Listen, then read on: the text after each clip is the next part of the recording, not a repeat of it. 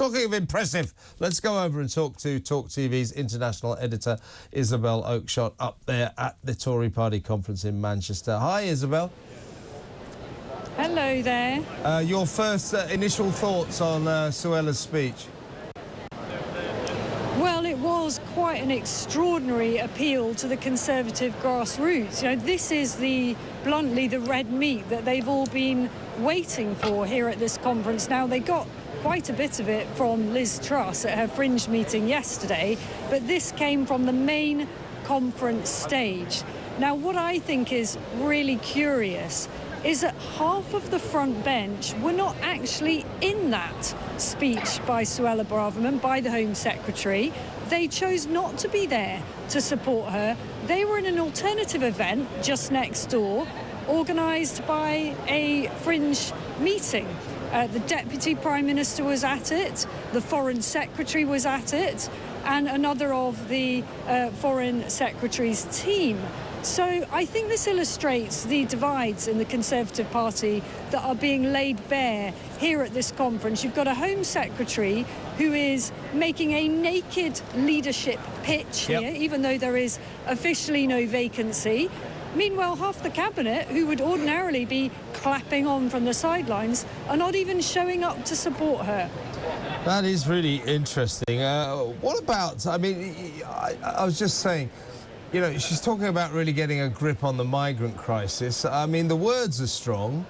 She's talking the talk, but we're not seeing this government, or indeed her, walking the walk. As she spoke, we got the figures for how many migrants came across the Channel over the weekend. It was more than 500. So it's all very well to say, oh, the numbers are down by 20%. Well, that really is pretty unconvincing as they keep coming over. She also said... Well, indeed. Well, as she also said, we're going to get rid of the migrant hotels. Well, where are you going to put them?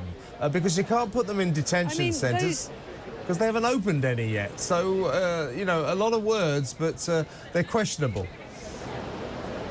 Interestingly, the one person who has called openly for detention centres in the last few days is Suella's rival, Priti Patel, a former Home Secretary herself, who actually thinks that there should be dedicated facilities for migrants from which it is impossible for them to abscond, illegal migrants, I mean.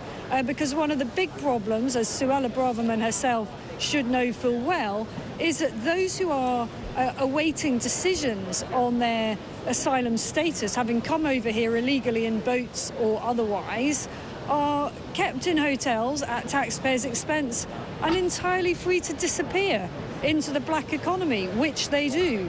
And the big problem for Suella, as she makes this pitch to be the party's next choice of leader, is that she is the Home Secretary who should be sorting this out. So it's all very well standing on a stage and appealing to the party faithful and sounding tough, almost as if this isn't her actual day job to sort this out.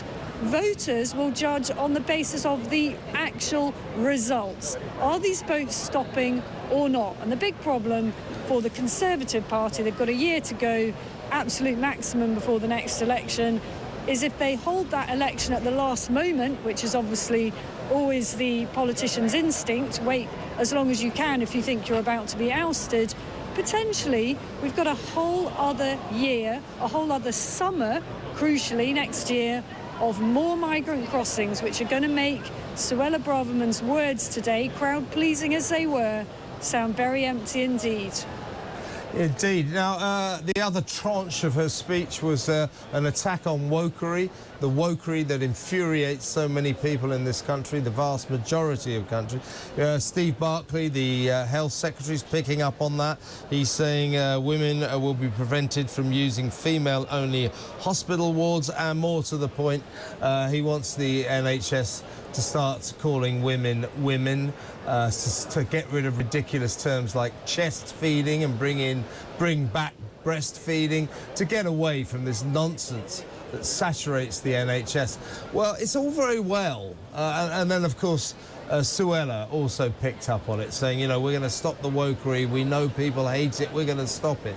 You know, this is a government that sort of stands by and shrugs its shoulders when last week the cash-strapped NHS you know, fighting all these doctors who want pay rises, stands around and says, oh, we're just about to hire 244 more diversity officers. And this wokery that infests the NHS and indeed other organisations, the civil service, is an absolute disgrace when it comes to wokery.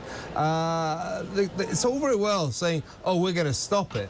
Well, they haven't stopped it so far. In fact, it gets worse by the day. So once again, there's a suspicion that while I thought it was a great speech, the speech of someone who wants to be leader of the party, very much talking the talk, we see no evidence ever of the Tories walking the walk when it comes to this, do we?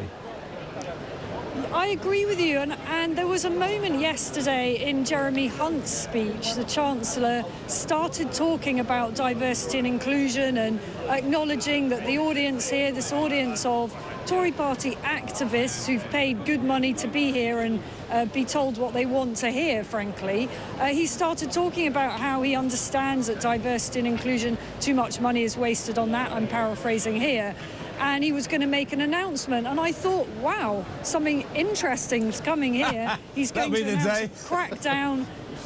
Perhaps he's going to announce a crackdown on recruitment to all those highly paid jobs in the public sector. And unfortunately, the best he could come up with was a re-announcement, actually, of something he's already said, which is that nobody should be discriminated against on the basis of their political beliefs when it comes to banking.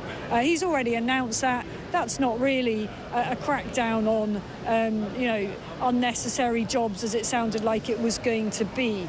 So this is a problem they've got. You know, you can talk a good game, but if life basically carries on as normal after this conference shindig, then people are not going to buy into it, are they? And it undermines trust in politics. So they've got to start showing some real results. Absolutely. Running over time a little, Isabel, but I've got to ask you one last question. We touched on it yesterday.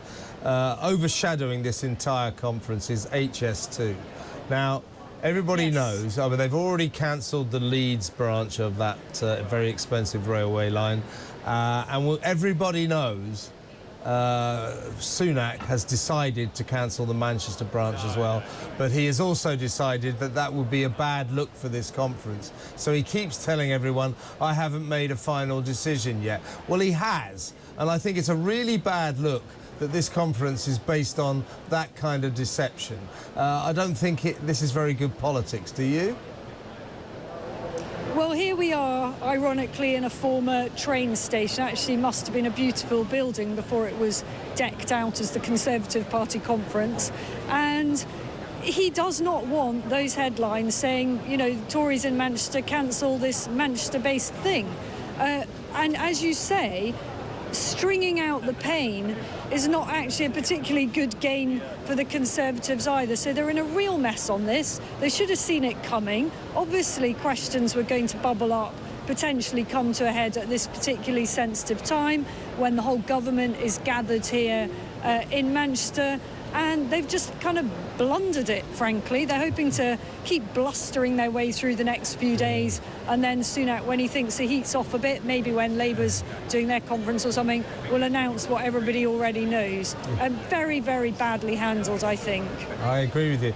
Isabel, fantastic to talk to you. Thank you so much. That's Isabel Oakeshott, TalkTV's international editor.